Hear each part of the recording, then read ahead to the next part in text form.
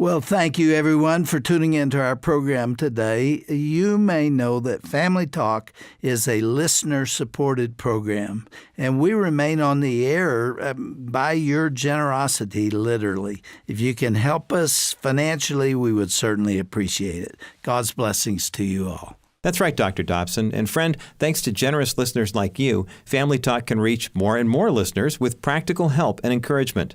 To support Family Talk with your best gift, go online to drjamesdobson.org or call 877-732-6825.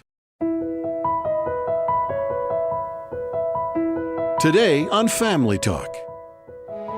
You're listening to Family Talk with your host, psychologist, and best-selling author, Dr. James Dobson. I'm Roger Marsh, sitting in for Dr. Dobson on this episode, and today's guest is Dr. David Jeremiah. He is the founder of Turning Point, a radio and television ministry that has reached millions of listeners and viewers worldwide with the good news of Jesus Christ. Dr. Jeremiah is also an accomplished author and speaker and serves as the senior pastor of Shadow Mountain Community Church in Southern California. He received his undergraduate and Doctor of Divinity degrees from Cedarville University and holds a master's in theology from Dallas Theological Seminary. Dr. Jeremiah and his wife Donna have 4 children and 12 grandchildren. Today you'll hear a speech Dr. Jeremiah gave a number of years ago on why parents must give their children attention and why they must prioritize their children's needs above their own. Here now is part 1 of The Importance of Encouraging Your Children on Dr. James Dobson's Family Talk. I love children. I have 4 of them. The last one this year just went to college. And so we're dealing with the fact that there's not as much activity around our house as there used to be. Over the years, the Lord has encouraged me greatly with the lessons my children have taught me and with the opportunity to share the truths of the Word of God. And one of the things I love about kids is that, well, they're their own source of humor. Have you noticed that? If you take good notes on kids, you'll never, ever be out of a laugh. And over the years, I've collected these things that kids have said. I'm a pastor, as you know, and I happen to be a Baptist preacher. And in our churches, as many of you know, when we baptize people, we get it all done. I mean, we do the whole thing. And a little girl had been to a Baptist church one night, and she had never seen a baptismal service before, and she was so taken by this. The next night, her mother heard the water running in the bathtub upstairs, and she went up, and this little girl had all her doll babies lined up next to the tub. And the best she could remember, she took the first little baby and put it in the water, and she said, "I baptize you in the name of the Father and the Son, and in the hole you go." That's what she thought she had heard the night before.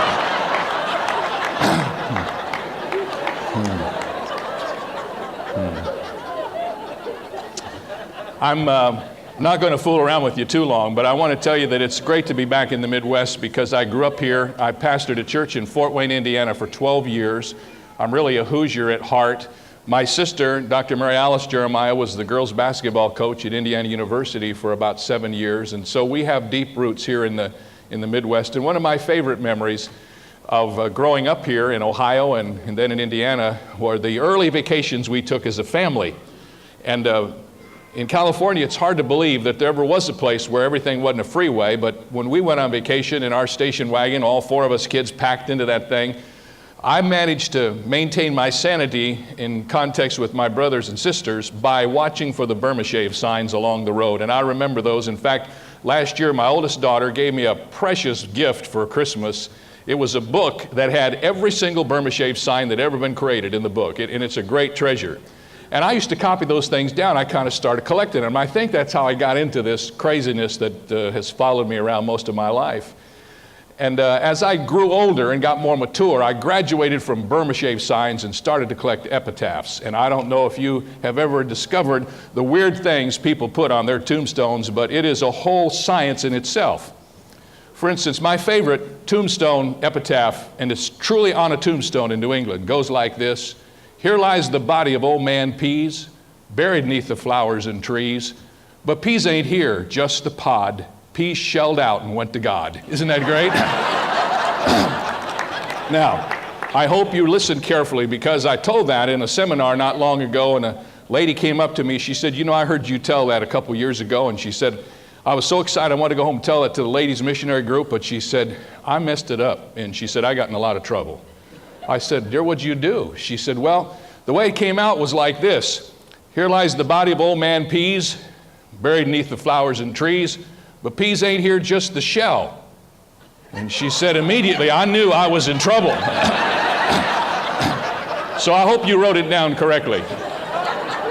I'm glad you're awake and we're here together, and I want to talk to you about one of the most important things that I know about in all of life, and that is being a cheerleader for our families.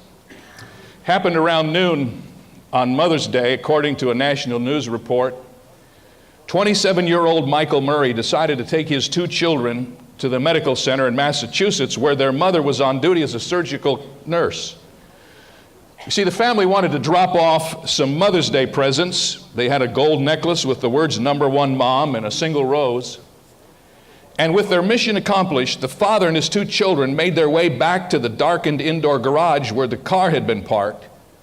And Murray gently set the infant seat and 3-month-old Matthew on the sunroof of the car, turned his attention to buckling Matthew's 20-month-old sister into her seat, and without thinking further, Murray slid into the driver's seat and drove off, forgetting that Matthew was still on the roof. He moved slowly from the darkened garage into the bright sunlight, drove through the busy streets toward Interstate 290, and despite heavy traffic, nobody beeped or waved to warn him that anything was wrong.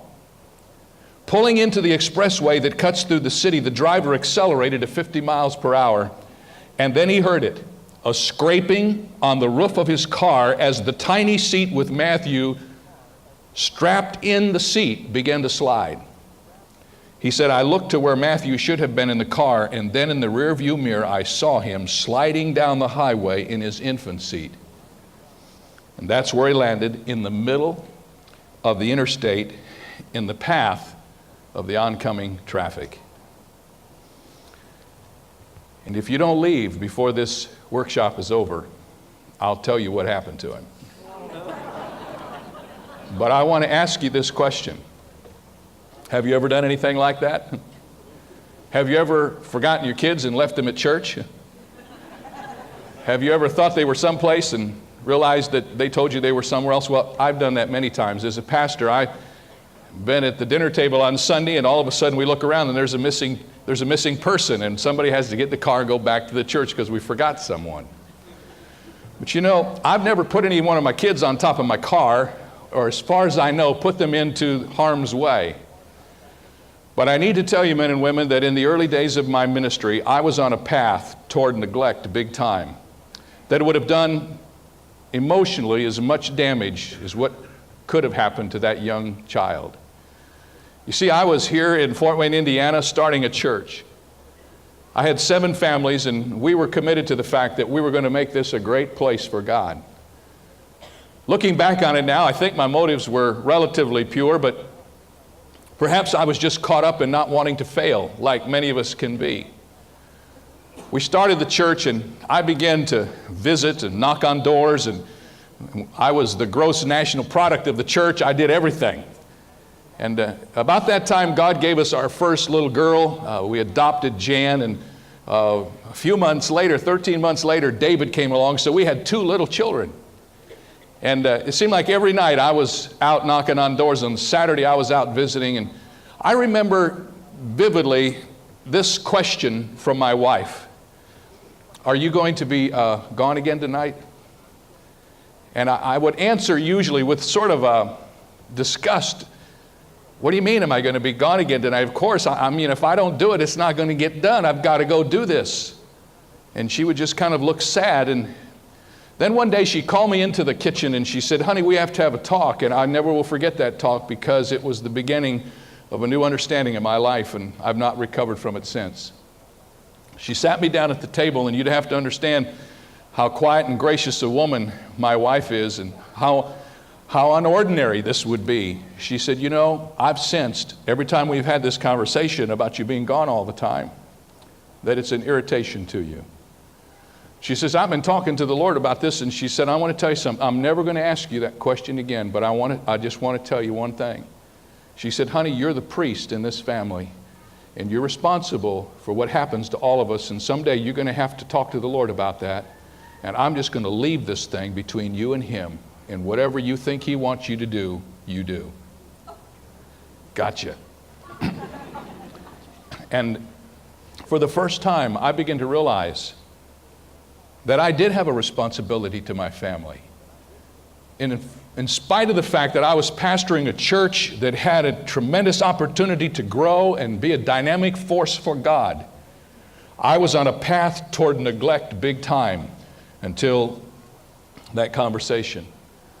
And as I've moved through my life and watched young executives and a lot of pastors and people in ministry, I have discovered over and over again that the experience of my life has been the experience of many of theirs.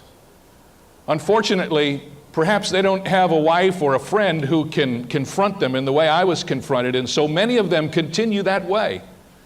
And that's why so often we hear, especially among ministry families, that children become angry and rebellious because they're always in competition. And how can you win if you're in competition with God? So I want to tell you some of the things God has been teaching me over the years about how to encourage our children. I believe there are 4 things we need to do. First of all, if we're going to encourage our children, we're going to do it through focused attention. The one thing that most affects the families and most discourages individual kids is the lack of focused attention on children. How many of you know it's possible to be home and not be home?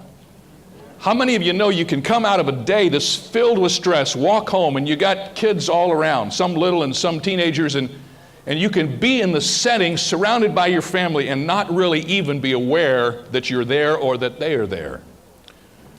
Good people, godly people, often very busy people, allow their children to grow up without taking the time with each child, and so the children come and go without any sense of who they belong to or without any sense of encouragement from home.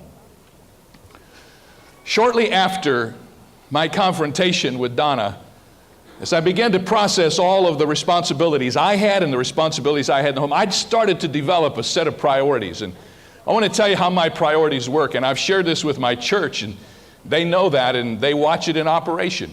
Here they are, and they're simple. Number 1, I'm a person, so I have a relationship with God. That's number 1. Number 2, I'm a partner, and I have a relationship with my wife. That's number 2. Then I'm a parent, and I have a relationship and a responsibility to my children. That's number 3. And then I'm a pastor, and I have a responsibility to my church, and that's number 4. You know what? I pastor a church that revels in this truth that they are number 4 on their pastor's priority list. Because if we're going to be effective in ministry, if we're going to be effective in anything we do, if our priorities do not reflect the priorities of the Word of God, then we can't succeed. And over again, we hear the story of ministry people who've done great things in their career, but their families have paid the price. And I made the decision early on that my children were going to have a very high priority in my life. And I'll tell you what, friends, it's tested almost every day. I was in my office not long ago, and on our campus, we have a college and some other things there, and there's an administration building. My office is up on the 2nd floor, and there's a reception area down below. And when people come to have an appointment or anything, they come into the reception area, and then they'll call up to the offices and tell the secretaries up there who they've come to see.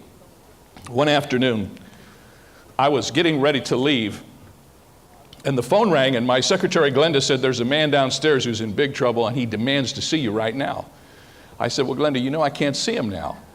She said, well, what I tell him? I said, just tell him I have an appointment. There's 5 other guys up here he can talk to, but I can't talk to him now. Well, I heard her struggling with this on the phone, and unfortunately for me to get to my car, I had to go down the elevator and walk through the lobby. Well, this was a bold guy, and when he saw me, he walked right up to me, and I've never had this happen before. He got right in my face, and he said, where are you going?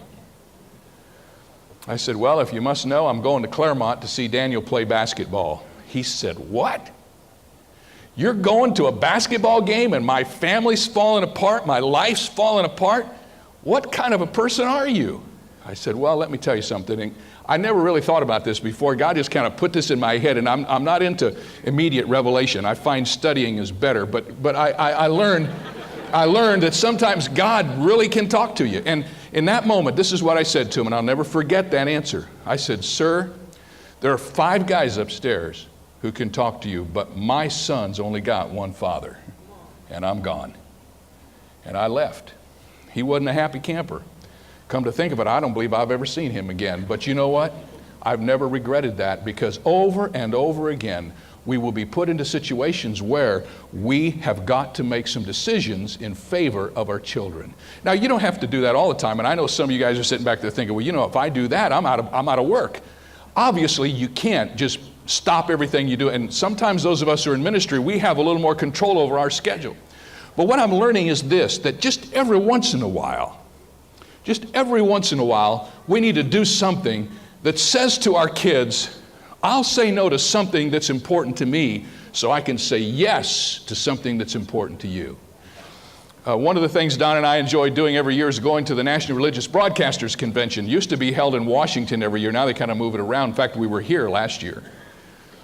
And we always kind of look at that convention as our midwinter break to get away from everything. And this particular year, we were going to New York City, and I was going to preach at the Calvary Baptist Church, and then we're going on to Washington. And on Friday night before the weekend, we went to my son David's basketball game, and they were playing Lincoln High School. And about halfway through the third quarter, David came down with a rebound and stepped on a guy's shoe, and he flopped his ankle, and I mean, it just exploded like that. The coach came and got us in the middle of the fourth quarter, and he said, "You need to take David home. He's in a lot of pain. This ankle is really swollen up." So we took him home.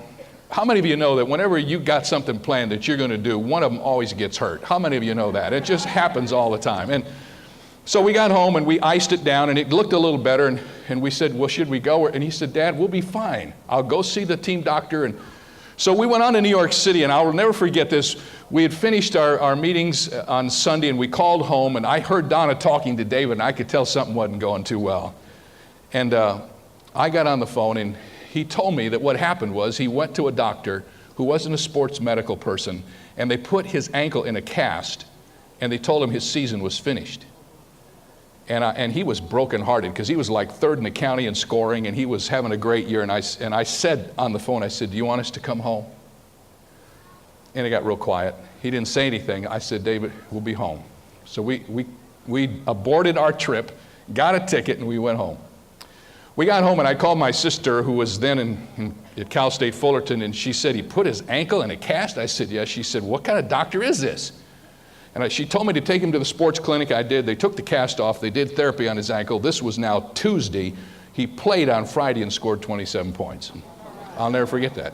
Now, you would have thought, after all of that, you'd have come home after the ball game, and he'd be waiting, maybe a banner up there saying, "Dad, it's great that you came home for me when I needed you." It didn't happen. But Father's Day that year, at the bottom of the card, scrawled in his language was, "Thanks for coming home when I needed you." Do you know what? A little episode like that tells your kids that they are important enough for you to put something that you want to do on hold. And you know what I'm learning now? You only have a few years to play that game. And pretty soon they're out of there. They need our focused attention. They need to know that we know who they are and that we're going to be there for them. Let me tell you one other story that's a very favorite story of mine. When I started programming my life in favor of my wife and my children, I'd get to my secretary, and we'd take my book, my schedule book, and we'd put all the games right in the schedule. Now with computer calendars, you know, I got little footballs in there and little basketballs, and I mean, it's really a beautiful thing. And I pretty much had this scoped out that I wouldn't take any meetings until basketball season was over. And when David was a junior in high school, I didn't think they were going to be very good, so I scheduled some stuff during the playoffs. You know, I figured, you know, they're not even going to make the playoffs, so I can go. So I scheduled a meeting at Arrowhead Springs to preach to 400 women who were Bible study leaders. And you know what? That team started to get better. And about halfway through the season, they kind of hit their stride, and they got in the playoffs, and they kept winning. And all of a sudden, I'm looking at this mess. I'm scheduled to be at Arrowhead Springs Thursday, Friday, Saturday. They have just won the semifinals, and they're playing in the sports arena on Saturday morning in San Diego, and I'm in Arrowhead Springs. So I went to my secretary, and I said, I want you to call those people and tell them I can't be there on Saturday. She said, why me? I said, that's what secretaries do. That's why we have you. And so she called, and she said, I think it's okay. But I went up there to speak. And I remember walking into the hotel at Arrowhead Springs, and a lady came up to me, and the first thing she said to me was, I'm so glad you're not going to stay for Saturday. Now that kind of hit me strange, because this woman had never heard me speak, and here she always was already rejoicing that I was cutting my trip short. And then she said this to me. She said, our organization is financed by our executive husbands, and she said, it's just really encouraging to see a father making a decision in favor of his family.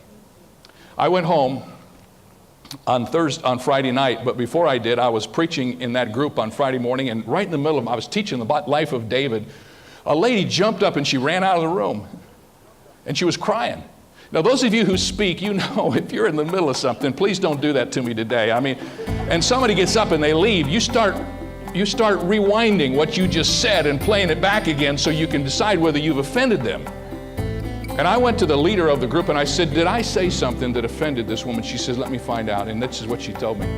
She said, no, you didn't say a word, except she heard that you were leaving and why you were leaving. And while she was sitting there, she was overwhelmed because her daughter was playing in the state championship in Colorado.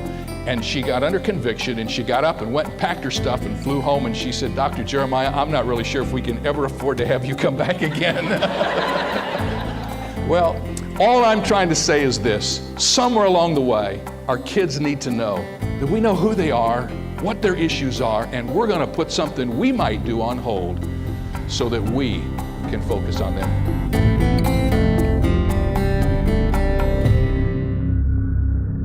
You are listening to Dr. James Dobson's Family Talk, and we just heard a fascinating presentation by Dr. David Jeremiah on the significance of building up our children. I'm Roger Marsh. If you'd like to learn more about Dr. Jeremiah's ministry, Turning Point, you can head over to today's broadcast page at drjamesdobson.org. While you're on our website, you can also take advantage of the various tools and helpful materials we have there as well. Simply go to drjamesdobson.org and click on the Resources tab. You can skim through our library of CDs, DVDs, books, downloads, and so much more on topics that you are facing in the relationships you have with your loved ones. You'll find all of these valuable materials under the Resources tab at drjamesdobson.org. Thanks so much for joining us today. We truly appreciate your prayers and your generous financial support. Be sure to come back again next time to hear the conclusion of Dr. David Jeremiah's presentation right here on Dr. James Dobson's Family Talk. I'm Roger Marsh. Thanks for listening.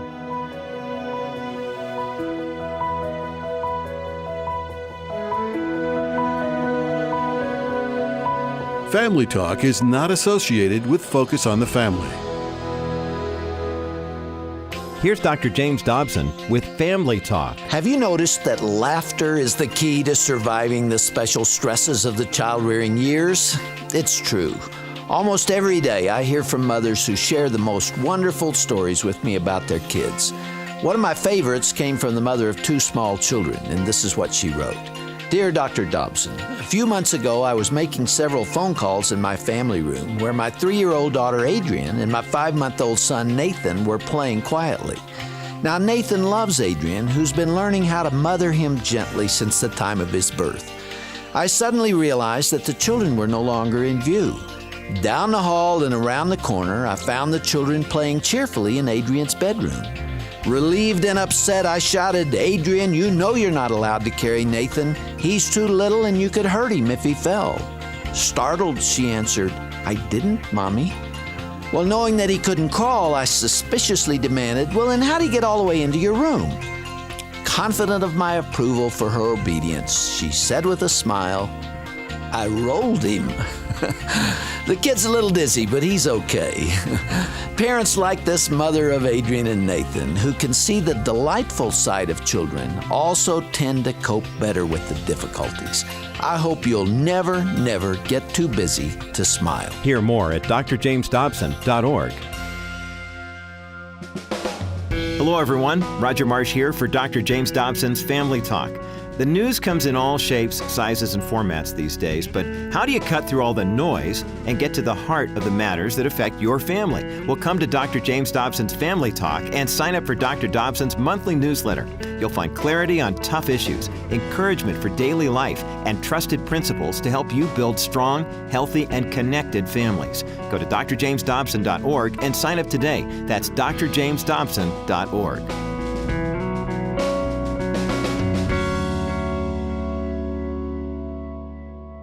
Hi, Dr. Tim Clinton for Dr. James Dobson's Family Talk.